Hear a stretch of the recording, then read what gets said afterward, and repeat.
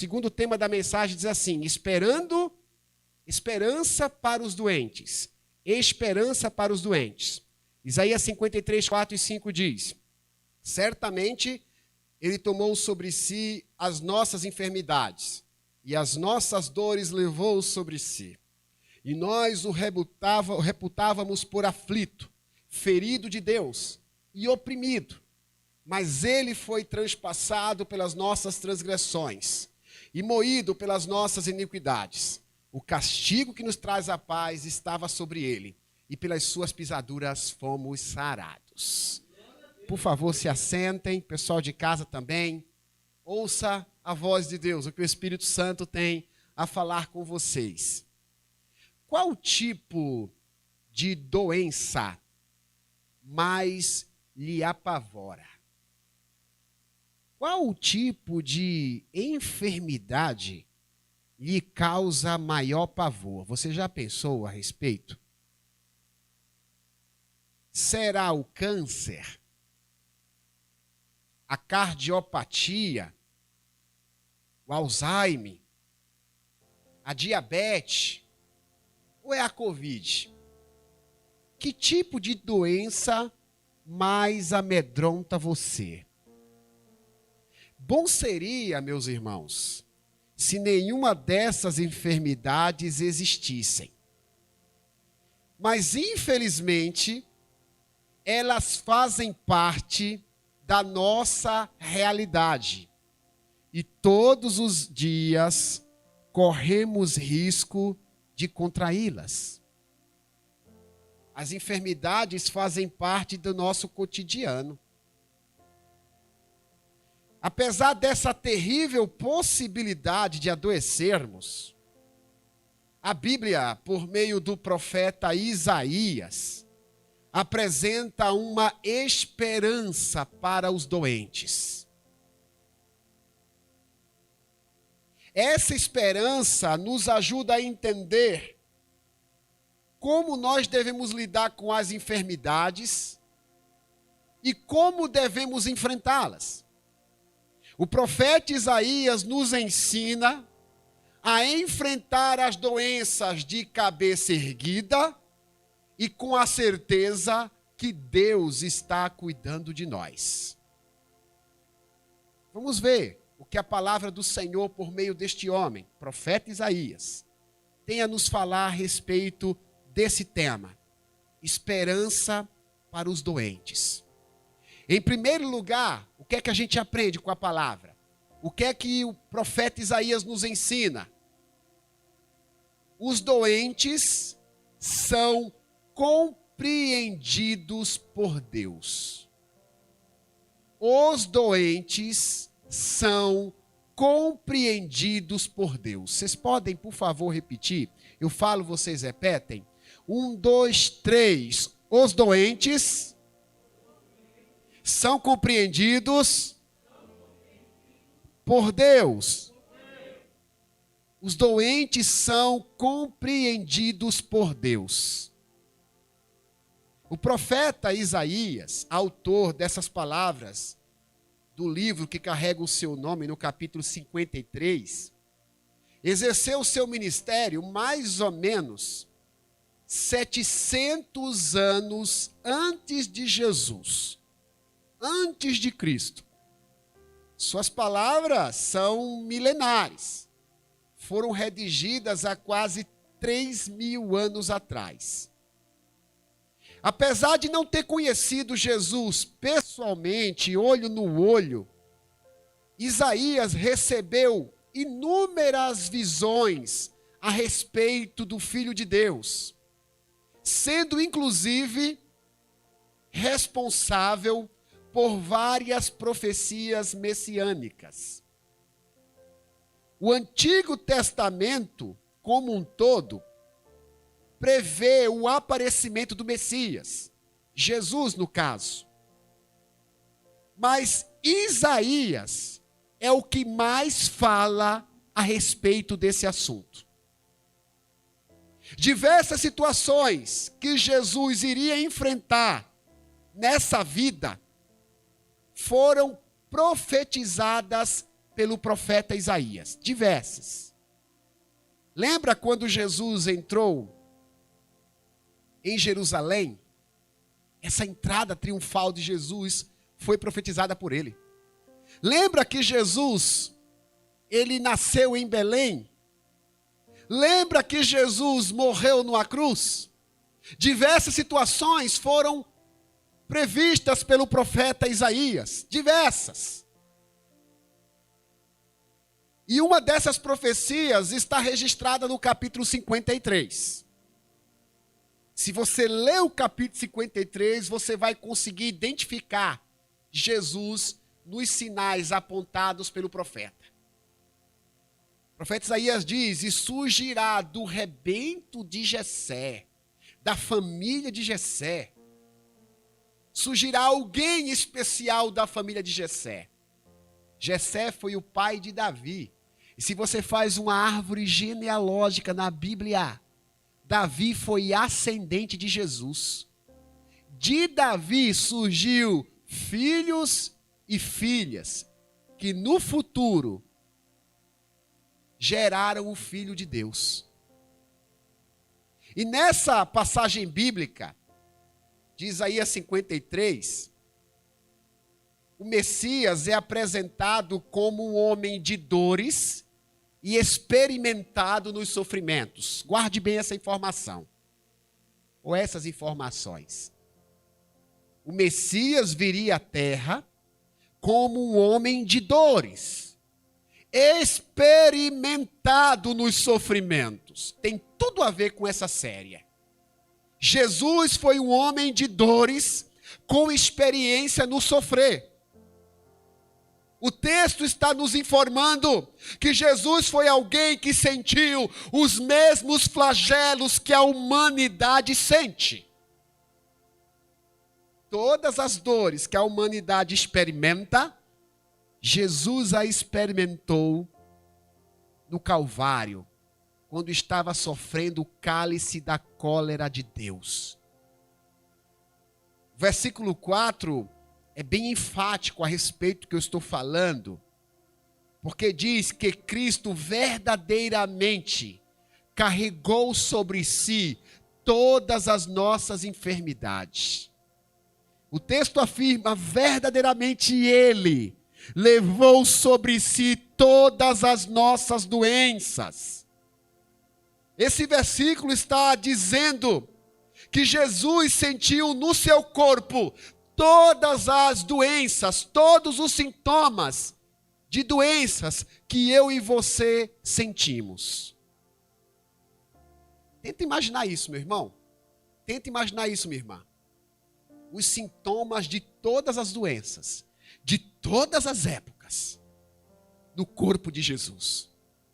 Via de regra, quando a gente fala do que Jesus fez, a gente se restringe aos açoites, aos cravos nas mãos, aos cravos nos pés, a zombaria, a coroa de espinho, como se a dor de Jesus fosse somente aquela.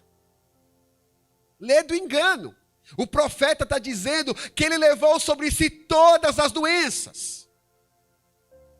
O sentido que o profeta está falando é que Jesus, na cruz, experimentou os sintomas de todas as doenças.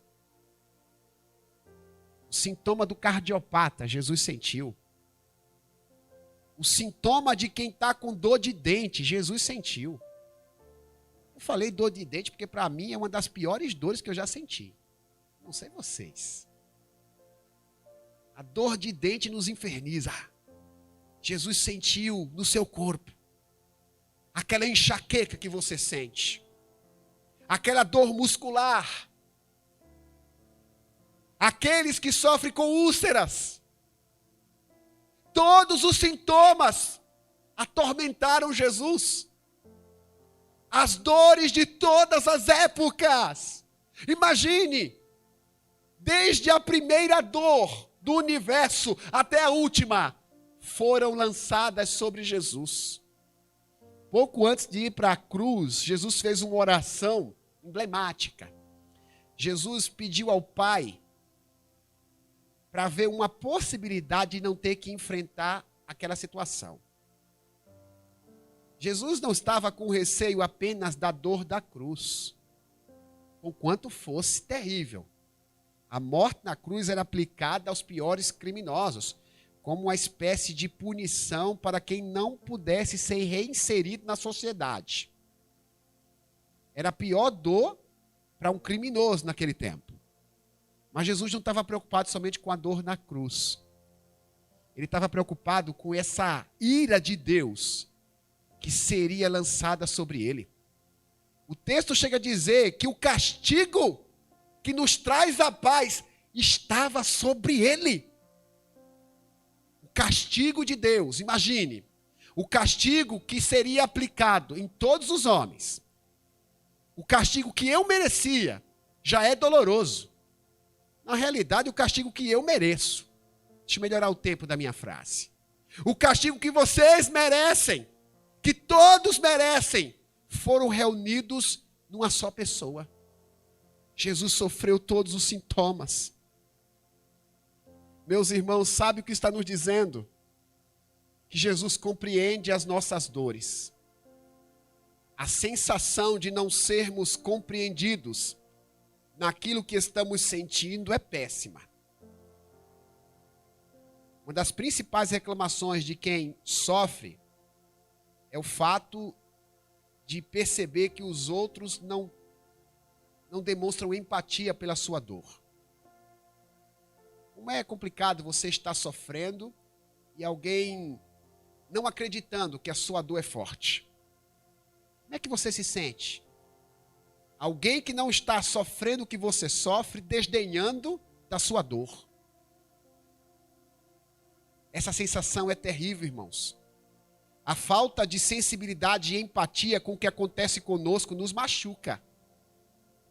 Eu não posso dizer para o Jefferson que ele não está sentindo dor. Eu não estou na pele dele.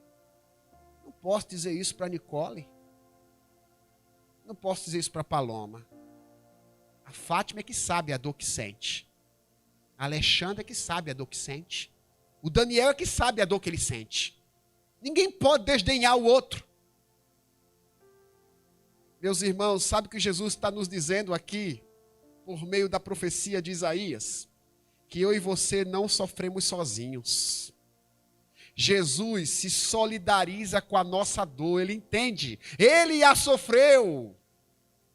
Toda a dor que você já sentiu até agora e que você sentirá até o final da vida, Jesus já sentiu na cruz. Então, quando estiver doendo, lembre-se. Jesus sabe o que você está passando. É por isso que a gente pode falar em alto e bom som que Jesus é a esperança para os doentes. Ele sabe até que ponto conseguimos suportar, ele sabe. Ele sabe até onde vai as tuas forças. O apóstolo Paulo declarou que Deus é fiel a ponto de não permitir que a gente sofra além das nossas forças. Se você ainda está sofrendo, é porque Deus sabe que ainda não chegou o teu limite. Deus está de olho. Quando chegar no limite, Ele vai dar um ponto final a essa dor. Mas se você ainda está com dor, fica tranquilo que Deus sabe que você é capaz de suportar. Quem está falando isso não é o Wilbert, que não conhece a sua dor. É a profecia do Messias, é Jesus. Ele tomou sobre si todas as suas enfermidades. Irmãos, devemos enfrentar com grandeza as nossas enfermidades, sabendo que Deus está cuidando de nós. Enfrente com grandeza. Chore, se abata, mas levante a sua cabeça.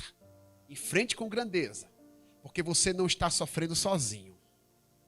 Tem alguém que está sofrendo com você. Alguém que sentiu o que você sentiu, que abriu mão da sua natureza divina para poder se humanizar e sentir a sua dor. Jesus te compreende. Ele é a esperança para os doentes, porque ele compreende o que o doente está passando. Segundo lugar, o que é que nós aprendemos com a profecia do irmão Isaías? os doentes são tratados por Deus. Vamos lá, irmãos? Está aí escrito na tela. Eu vou falar com vocês, porque o pessoal de casa talvez não consiga acompanhar. Então eu vou falar para o pessoal de casa participar. 1, 2, 3. Vamos lá, irmãos. Os doentes são tratados por Deus. Os doentes são tratados por Deus. O versículo 5 de Isaías 53 nos afirma. Olha que palavra maravilhosa. Mas ele, Jesus, foi transpassado pelas nossas transgressões e moído pelas nossas iniquidades. O castigo que nos traz a paz estava sobre ele, e pelas suas pisaduras fomos sarados. Jesus, além de se solidarizar com a nossa dor, se apresenta como aquele que tem poder para sarar todas as nossas feridas. Ele suportou a dor para nos oferecer a possibilidade de cura. Coisa tremenda.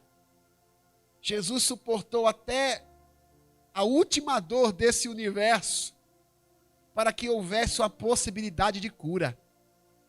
Meus irmãos, ninguém nesse mundo recebeu autoridade divina para vencer doenças tal como recebeu Jesus. Mateus 28, pouco antes de subir ao céu, Jesus olhou para os seus pupilos e disse assim, ó: eu recebi toda a autoridade.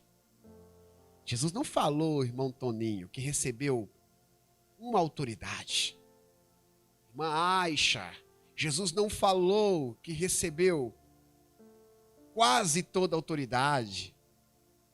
Irmã Cristina, que nos assiste, Jesus não recebeu alguma autoridade. Ele declarou, eu recebi toda a autoridade, tanto na terra como no céu. Jesus tem autoridade, inclusive, sobre as doenças. Ele tem autoridade sobre os vírus. Ele tem autoridade sobre as bactérias, sobre as inflamações. Eu falei muito isso ontem. Quando estivermos enfrentando um problema de saúde, devemos buscar a presença de Jesus em oração, acreditando que Ele pode nos curar.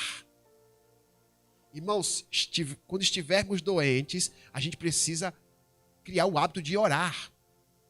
Não é porque a gente foi ao médico que a oração é dispensável.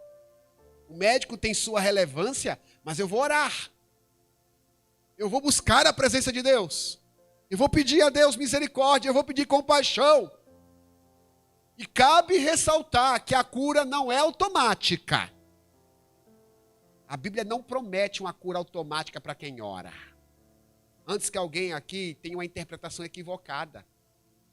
Não é um botão, eu orei, tiver fé, eu fui curado. Quem disse a você que basta ter fé para ser curado? A oração do Pai Nosso já ensina, né? Seja feita a tua vontade, tanto na terra como no céu. A vontade de quem? Da Ellen? Do Sidney? Da Zoraide? Do Wilbert? Não. A vontade do Senhor seja feita, seja cumprida. O final da oração do Pai Nosso declara, porque dele é o poder, a honra e a glória, para sempre. A vontade é dele, a gente ora, mas se submete à vontade de Deus. A gente vai orar, está doente, vai orar. Vai buscar a presença de Deus. Se tiver recursos humanos, medicinais, medicamentais, a gente faz uso. Mas a gente sempre confiando em Deus. Porque Deus é quem tem essa autoridade para determinar a cura. E se estiver nos planos de Deus, curar, certamente a doença vai desaparecer. Não importa o que disseram para nós, ouça bem isso. A última palavra vem da boca de Deus. A última palavra vem da boca de Deus. Não importa o que disseram para nós. A última palavra pertence a Jesus, porque Ele é esperança para os doentes. O profeta Isaías, irmãos, previu o surgimento do Messias. como alguém que traria esperança para os oprimidos. Assim se apresentaria o Filho de Deus, como a esperança para os oprimidos. Foi dessa forma que Jesus comprovou sua messianidade. Quando Jesus esteve entre os homens, os enfermos eram levados a ele e ficavam curados. A dor, a tristeza e o desespero dos doentes chegavam ao fim quando Jesus entrava em cena. Era algo fantástico. A multidão que acompanhava Jesus estava acostumada com seus milagres. Era tanta gente sendo curada, era tanta gente sendo liberta, era tanta gente sendo transformada, que comumente se ouvia canções no meio da multidão. As pessoas rejubilavam, cantavam. Não tinha o Jonatas tocando com o Sidney, mas estavam tão alegres, efusivas, que elas começavam a cantar. Uma certa ocasião disseram assim: Hosanas, Hosanas, aquele que vem em nome do Senhor, Hosanas a Jesus. Meus irmãos, Cristo verdadeiramente tomou sobre si todas as enfermidades. Jesus está vivo. Ele não é uma lenda. Jesus não é produto da nossa imaginação. Jesus não é uma mera crença cultural de um povo. Jesus é real, ele existe. Ele está vivo e continua disposto a curar. Irmãos, ele cura a gripe. Ele cura a Covid. Ele cura o câncer, ele cura o HIV, ele cura a herpes, ele cura a cardiopatia, ele cura os problemas pulmonares, ele cura a diabetes, ele cura qualquer tipo de doença. Ele cura. Ele é a esperança dos doentes. Vale a pena estar na sua presença e buscá-lo por meio da oração. Pois segundo a Bíblia, pelas suas pisaduras, nós fomos sarados. Você pode ficar em pé, por favor, por gentileza? Eu vou orar, como de costume. É um momento de nós conversarmos com Deus. Nós entendemos com muita clareza quanto Jesus olha com carinho para nós. Como a Bíblia prevê todas as situações adversas pelas quais nós passamos. Deus não pode ser surpreendido por nada. Eu e você somos surpreendidos. Fomos surpreendidos não só pela pandemia, a gente é surpreendido por tanta coisa. Tem gente que é surpreendido por um diagnóstico médico grave. Tem gente que é surpreendida por problemas de saúde na sua casa. Meu irmão e minha irmã, Deus não se surpreende com nada, Ele anteviu todas as coisas. Ele tem um atributo que eu e você não temos, chamado onisciência, a capacidade de conhecer tudo. Essa coisa de passado, presente e futuro são coisas humanas. O tempo de Deus não é cronológico. Deus enxerga todas as coisas acontecendo ao mesmo tempo. Nem me pergunto como isso funciona, porque isso é misterioso. Isso é um mistério do céu. A gente só vai entender e entender alguma coisa quando Jesus voltar a esse mundo, fizer nós humanos perfeitos, mas humanos. Deus já viu tudo. Se você está surpreso por alguma adversidade, lembre-se, Deus já viu. E Deus prepara a solução antes. Para todo problema, Deus já tem uma solução. Nós vamos conversar com Deus. Tanto por aqueles que precisam de uma oração pelas suas doenças, como também aqueles que precisam de uma oração por outras demandas. Nós vamos orar. E é importante destacar, queridos, que a oração é um pedido, não é uma ordem para Deus. Não podemos levantar o dedo em riste para Deus e dizer o que Deus vai fazer. A gente não é absolutamente nada para se comportar dessa forma. Deus não ouve filhos mal criados. Deus quer pessoas humildes. Pessoas que digam, Senhor, está doendo. Eu não aguento mais. Eu não suporto mais. Eu preciso de uma ajuda. Isso mexe o coração de Deus. Deus não atende gente mal criada. Deus atende gente humilde e com fé. Uma vez chegaram para Jesus, não era nem um judeu, não era nem um camarada que vinha para a igreja, era um centurião romano. Ele não vinha para o culto, não assistia live, não. Ele não era um religioso, tinha suas falhas. E ele chegou até Jesus e disse, Senhor, eu tenho uma pessoa em casa que eu gosto muito dela, um criado que é como se fosse um amigo, um filho meu. Ele está doente, eu queria que o Senhor curasse. Jesus disse, olha, eu vou te acompanhar até lá. E esse camarada disse, não, Senhor, por favor, não faça isso.